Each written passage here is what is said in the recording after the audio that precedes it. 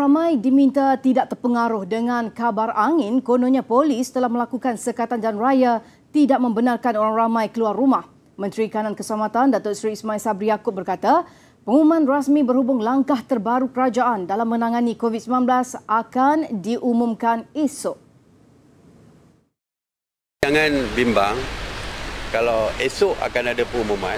Selepas itu, selepas pengumuman barulah kita tahu apa perkara yang sebenar. Jadi jangan lebih awal daripada pengumuman kita dah panik dah. Dah menyerbu pasar raya dan sebagainya. Tak perlu. Bertenang. Saya harap rakyat boleh bertenang. Katanya sebarang pengumuman akan turut mengambil kira semua aspek terutama kesihatan dan aktiviti keperluan ekonomi negara.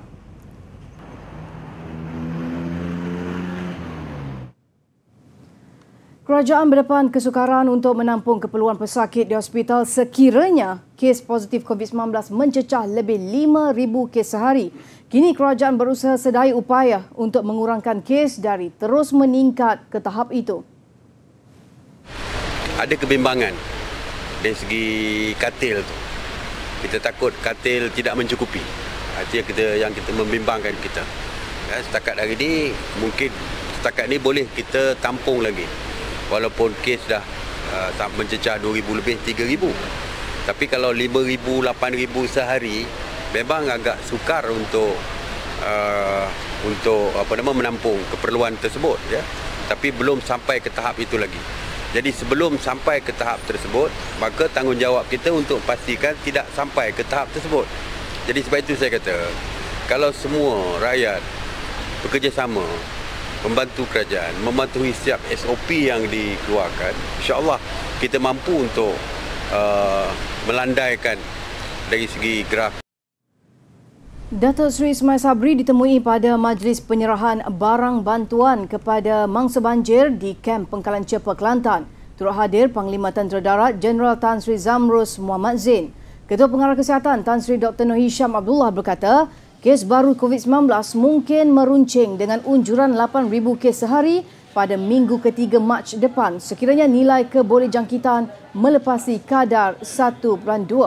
Beliau juga melahirkan kebimbangan terhadap 71 kes kematian dicatatkan negara ini akibat COVID-19 walaupun baru saja memasuki tahun baru.